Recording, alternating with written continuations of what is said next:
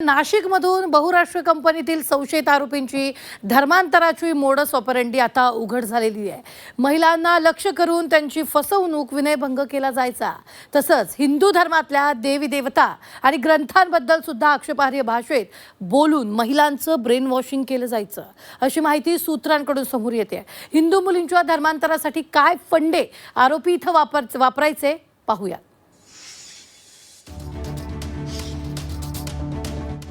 नाशिकमधल्या धर्मांतराच्या आणि लैंगिक शोषणाच्या कॉर्पोरेट पॅटर्नमुळे अख्खा महाराष्ट्र हादरला।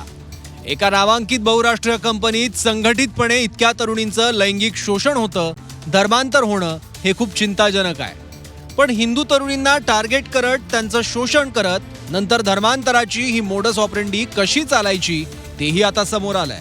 करिअरच्या शोधात असलेल्या मुलींना सुरुवातीला हेरलं जायचं। मुलींच्या आर्थिक अडचणी, कौटुंबिक समस्यांची माहिती घेतली जायची। नोकरी, पगारवाढ, कर्ज मिळवून देण्याचं आश्वासन दिलं जायचं। वैयक्तिक समस्यांवर उपाय शोधून देण्याचं आमिष दाखवलं जायचं। मुलींच्या अडचणीचा फायदा घेऊन मग त्यांच्याशी जवळीक साधली जायचं आणि त्यांना जाळ्यात ओढलं जायचं। प्रेमाचं नाटक करून मग अश्लील कृत्य, नको ते स्पर्श आणि मग विनयभंग केला जायचा। या कृत्यांचे व्हिडिओ काढून तरुणींना ब्लॅकमेल केलं जायचं। हिंदू धर्म, देव, श्रद्धेबाबत अपमानजनक भाषेत आरोपी बोलायचे। काही विवाहित महिलांना संतती प्राप्तीचंही आमिष दाखवलं गेलं। धर्मांतरासाठी तरुणींवर दबाव टाकून त्यांचं ब्रेन वॉशिंग केलं जायचं। सुरुवातीला प्रत्येक पीडितेला वाटत होतं की हा प्रकार फक्त तिच्यासोबत घडतोय, मात्र नंतर इतरही तरुणींसोबत हे घडत असल्याचं समोर आलं।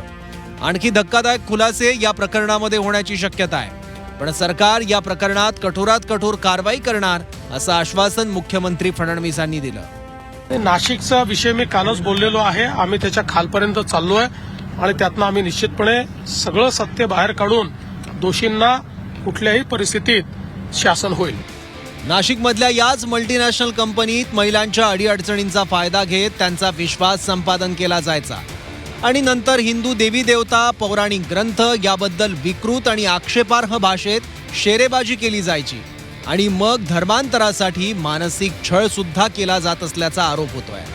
त्यामुळे अत्याचार करणाऱ्यांच्या घरावरच बुलडोझर चालवण्याची मागणी देवयानी फरांदेंनी केली आहे। आमच्या तिन्ही आमदारांची आमची मागणी आहे की हे जे कोणी सगळे तथाकथित नालायक या गावाचं नाव बदनाम करतायत त्यांच्या घरावरती बुलडोझर फिरवावा, ही आमची माननीय मुख्यमंत्री महोदयांकडे मागणी राहते। तर मंत्री नितेश राणेंनी असे प्रकार जिथे कुठे सुरू असतील त्या कंपन्यांना सरसकट टाळ ठोकण्याचा इशारा दिलाय।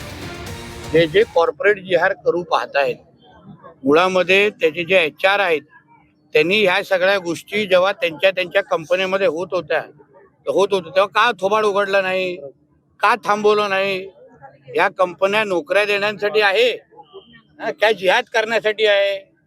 आणि आमच्या या देवाभाऊच्या महाराष्ट्रामध्ये कुठल्याही प्रकारचा जिहाद होणार नाही, चालणार नाही। म्हणून एक कंपनीला जिहाद केल्यानंतर टाळं लागतं। जिथे जिथे महाराष्ट्रामध्ये अशा पद्धतीचा जिहाद चालू आहे, कॉर्पोरेट जिहाद नावाचं, त्यांनी लक्ष घालावं नाही तर टाळं तिथे पण लागेल, एक लक्षात घ्या। एका मल्टीनॅशनल कंपनीत राजरोसपणे लैंगिक शोषण, धर्मांतर चालणं हे अनेक प्रश्न उपस्थित करणार आहे।